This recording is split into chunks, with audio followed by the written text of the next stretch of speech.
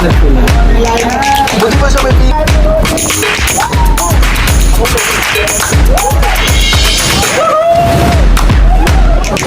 Brothers, let's go! Hello mga kagala, welcome back again to MD's Travel Vlogs. For today's video guys, nandito pa rin tayo sa Tawi-Tawi. Ito daw dishwashing, pero ito orange.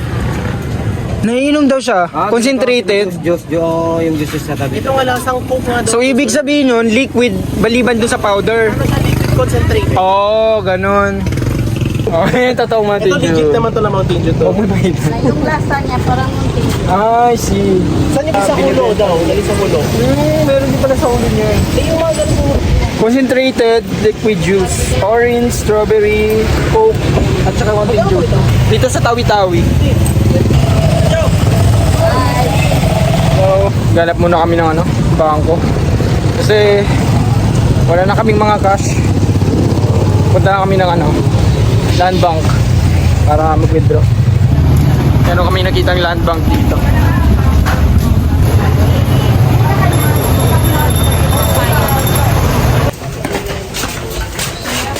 Sasakyan natin? Ano sasakyan? Fast crop. Alright. So at this moment ay nandito ako ngayon sa daungan ng bangka. So ang una kong ginawa mga kagala ay nagbayad ako ng pamasahe sa bangka.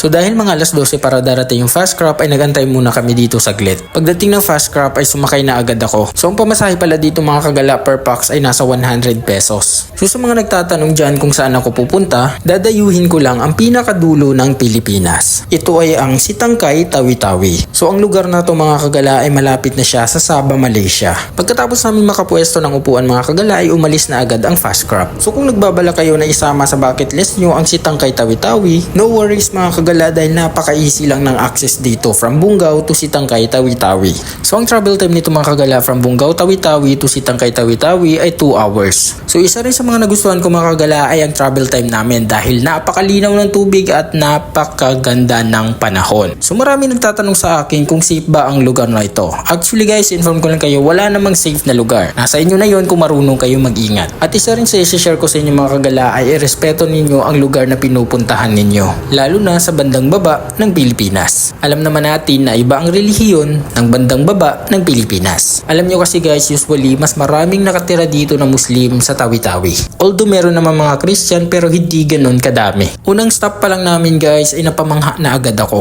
Tignan nyo naman kasi yung tubig, napaka-clear. Inform ko lang kayo guys na hindi pa ito ang Sitangkay, magbababa lang ng pasahero na taga dito. Pagkatapos magbaba ng pasahero ay umalis na rin agad yung fast crop na sinasakyan namin. So ang next namin destination mga kagala ay ang Sitangkay. I think less than an hour siguro mga kagala ay mararating na namin ang Sitangkay. Hi guys, after 55 minutes ay nakarating na rin kami dito sa Sitangkay. Alam nyo guys, medyo napamangha kami dito sa unang tingin sa Sitangkay dahil parang nakalutang lang sa dagat yung mga bahay. As of ng mga kagala ay high tide kaya siguro parang nakalutang yung mga bahay sa paningin namin. After 2 hours mahigit na travel mga kagala from Bungaw to Sitangkay ay nakarating na rin kami. At isa-isa na rin pala nagsibabaan ang mga pasahero ng fast crop. So shoutout pala sa mga nakasama ko dito sa event. Alam nyo guys, sobrang excited ko nang napuntahan ko ang lugar na ito dahil nababasa ko lang ito sa libro nung nag-aaral pa lang ako. Pagkatapos namin makuha ang mga gamit namin ay dumiretso na rin kami sa paglalakad papunta sa accommodation na pag-iistihan namin. Nakarating na kami dito sa sa Sitangkay. Almost 2 hours din yung travel time niya dito from Bungaw. Ano tawag sa inyo? Dangdang? Oo. Dinangdang sa amin. Linaw ng tubig. Diba? Kahit na medyo may siya. Pero mga lumot lang naman. Hindi mo. Kitang-kita yung sahig.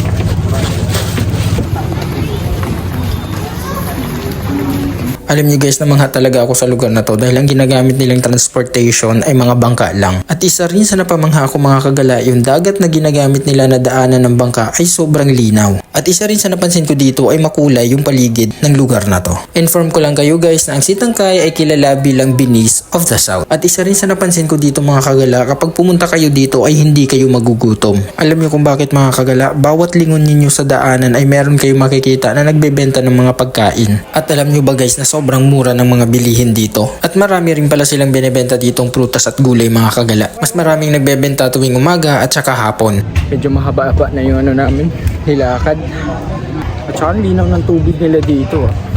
Kahit nasa looban na siya. Alala ko lang din yung ano namin lugar. Ganito lang din yung daanan. Sa oras na ito mga kagala ay naglalakad lang kami papunta ng accommodation namin.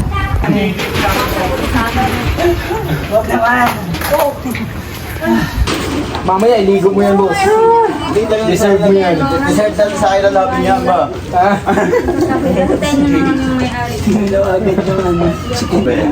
Kaya nga eh, tas 20 lang pala. Tangina.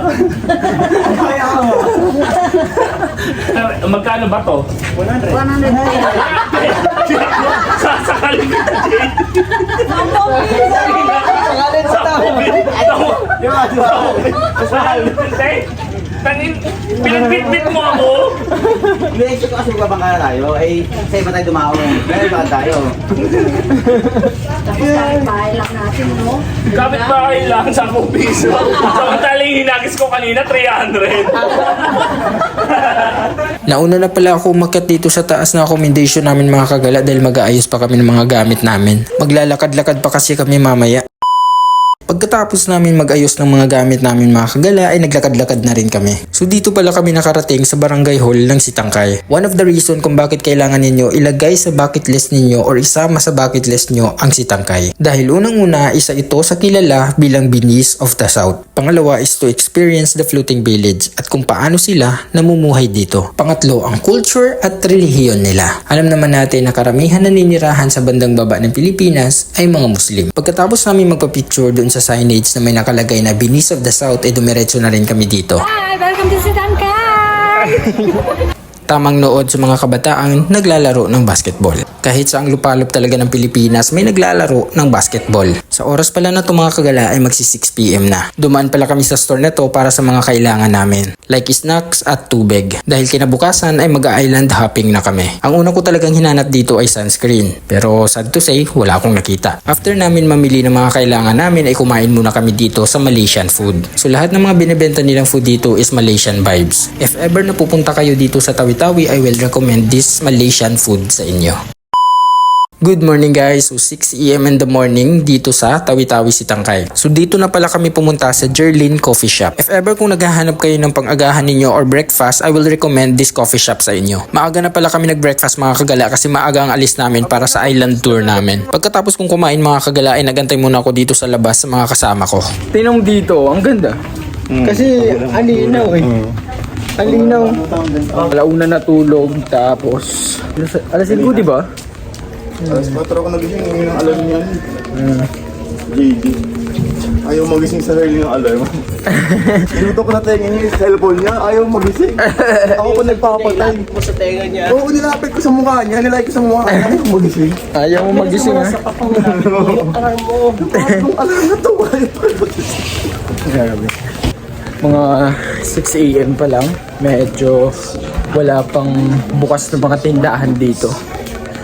Mag-island hopping ko lang kami.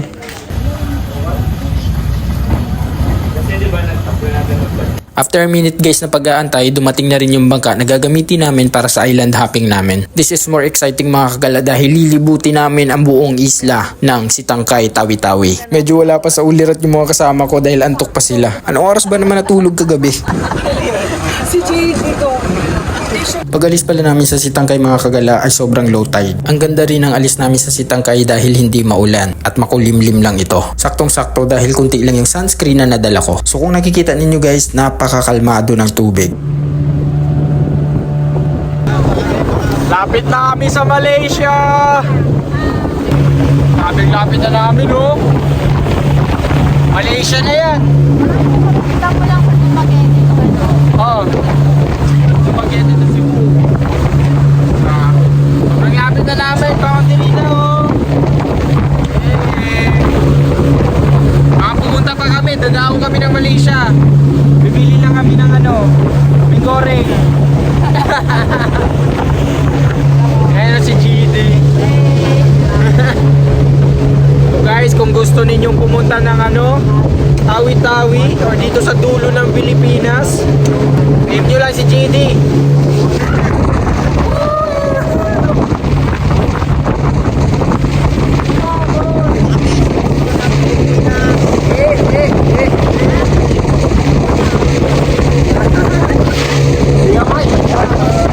Nakikita nyo yan! Hindi amin yan!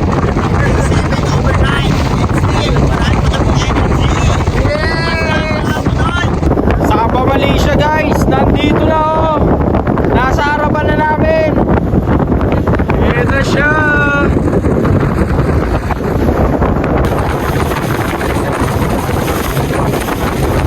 Isa pa nga. At gano'n yung Punggungan Island, pinakadulo ng Pilipinas. Kaya may ano dyan, may karatula. Yay! Napakalinaw ng waters.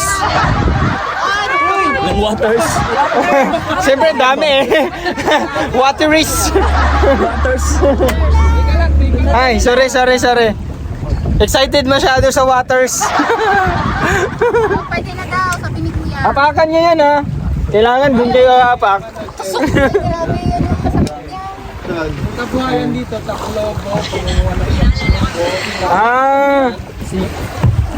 May mga giant clamp. Okay, tara, let's go guys!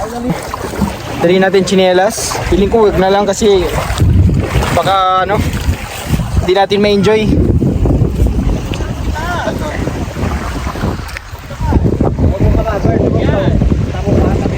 So ito na yung pinakadulo ng Pilipinas guys. Punggungan.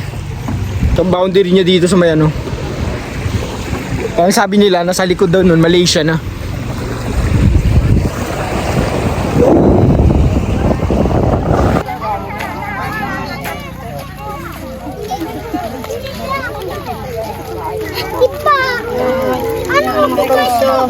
Balik-balik na.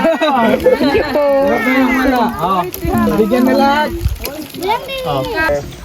Panggungan Detachment 24th Marine Company.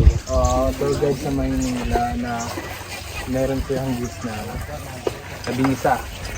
Binisa po.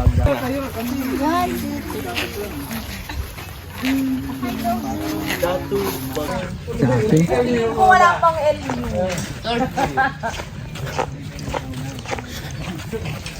Hey guys, katatapos lang namin re-register dito sa detachment ng Marine.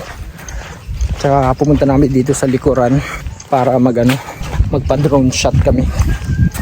So for today's video guys, nandito kami ngayon sa Punggungan Island. Dito sa pinakadulo ng Tawi-Tawi. And so papakita ko sa inyo guys yung harapan. Boundary na siya ng Malaysia. So yung sa harapan dito is na siya, Sabah Malaysia na guys. Ayan. So ayan, yung part na to is Malaysia na siya. So pinagitnaan lang tong Punggungan, Malaysia. Then siguro sa baba nito Indonesia na rin. Apakaganda. Grabe. Meron din mga aso. Siguro mga 4 sila. Yung mga kasama ko sa likuran, nagpicture sila sa Punggungan Island, Municipality of Sitangkay, Province of the Tawi-Tawi, Philippines. Ano?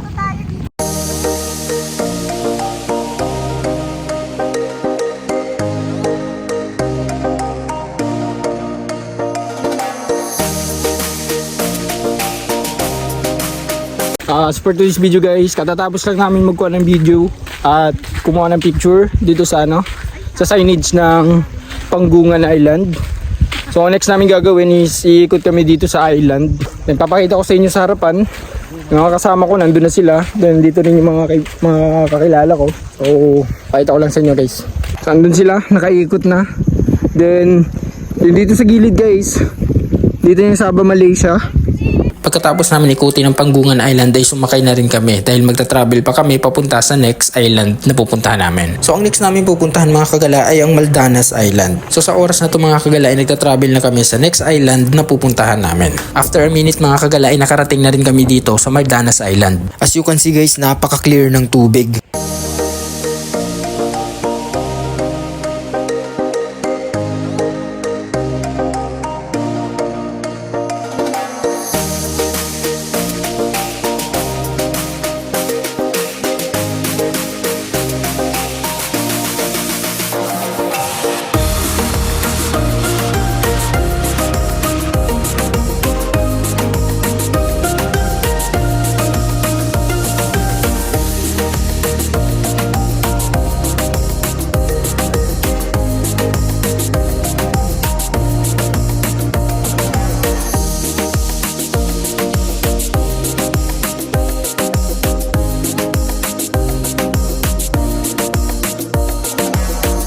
Hi guys, pagkatapos namin mag-picture, video at kumuha ng drone shot ay umalis na agad kami. Maldanas Island! Pagkatapos namin sa Maldanas Island mga kagala ay dumiretso na rin kami sa next destination namin. Ang next namin pupuntahan mga kagala, ito ay ang Bulu-Bulu Island. Ang sabi ng organizer namin ay maraming sea turtle dito. So ang isla na to mga kagala, ito ang Bulu-Bulu Island. So hindi nga kami nabigo mga kagala sa pagpunta namin dito sa Bulu-Bulu Island dahil sobrang dami talagang pawikan dito. If ever na pupunta kayo dito sa Tawi-Tawi, isama ninyo ito sa bucket list nyo. Sigurado akong hindi kayo magsisisi sa pagpunta nyo dito. So this is the last islet na pinuntahan namin dito sa Sitangkay. Pagkatapos nito mga kagala ay babalik na kami sa Bungaw.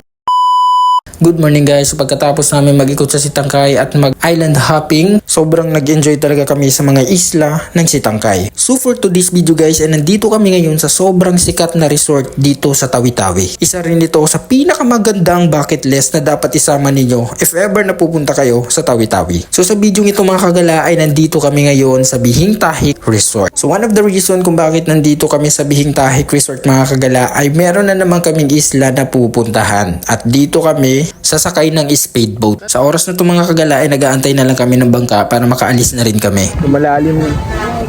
Kaya thank you kuya. Kaya ba? Ganun muna ako. Sana masumo. 1, 2, 3. Go! Oh, yes! Thank you po kuya. Maraming salamat po.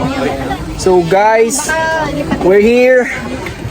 At tatumbling na, mag-grind na naman kami. Hindi size. Kay JD. So for today's video guys ay napakatirik ng araw at hindi natin palalagpasin ang ganitong klaseng senaryo. At sa video ito mga kagala ay pupunta kami sa isla ng Panampangan. So mga nasa 1 hour mahigit din pala ang travel time nito mga kagala from Bungaw to Panampangan Island. As you can see guys, napakaganda ng mga tanawin lalo na pag aerial shot. Ito yung mga isla na underrated pa lamang o kumbaga hindi pa gaano na-discover ng mga tao. Isa rin ito sa mga tinatawag na Virgin Island. Hi guys, welcome to this travel vlog. So for today's video guys ay nandito kami ngayon sa Panampangan Island. Napakaganda ng beach na to kasi white sand din talaga siya. So share ko lang sa inyo guys na itong Panampangan Beach ay longest sandbar dito sa Pilipinas. Napakahaba ng sandbar. So makikita nyo nandun yung mga kasama ko, naglalakad sila. Pag ganun talaga siya hanggang dito. Sobrang haba ng na to, beach na to. Maglalakad-lakad muna ako dito guys kasi medyo busy sila.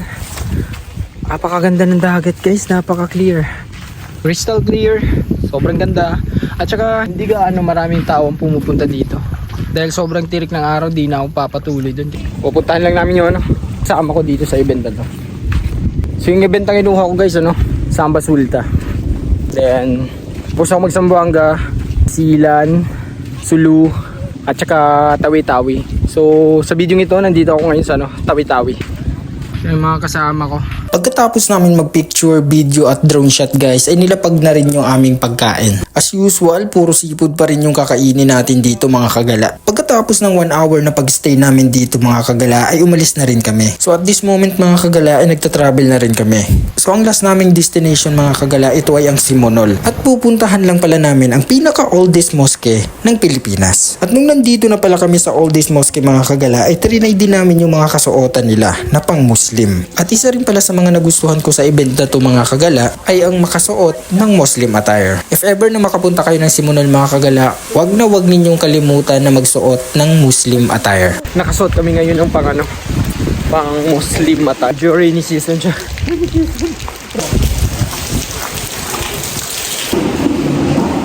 Medyo tahimik lang tayo kasi need natin respetuhin ang protocol nila dito. At nag-ikot-ikot na rin pala ako dito mga kagala. At tamang silip sa mga libro na nakalagay dito. At hindi rin natin palalagpasin ang paglalakad sa altar nila. Alam mo ba guys na ang Simonol Mosque ang pinakamatagal na tinayo na mosque dito sa Pilipinas. At located lang ito sa Tawi-Tawi. Ang ginagawa kasi nila is nagpe-pray sila ng Purakaa, then right after that nagpapaalam sila dito sa kahoy na to. They will embrace it, kiss it, and everything. Guys, welcome to this travel vlog. For this video guys ay tapos na kami sa all days mosque dito sa Tawi-Tawi. So pabalik na kami ng sasakyan kasi meron pa kami dito akong dadaan. pagkatapos namin dayuhin or puntahan ang pinakamatandang mosque na tinayo dito sa Pilipinas, ay bumalik na rin kami sa Bungaw, Tawi-Tawi. So sa video ito mga kagala ay tapos na namin ikutin ang Tawi-Tawi. So inform ko lang kayo guys na sobrang ganda ng Tawi-Tawi. Isa sa pinaka worth it na lugar na napuntahan ko. So hanggang dito na lang tayo mga kagala. Maraming salamat sa nanood. See you in my next video. Bye bye! Brothers, let's go!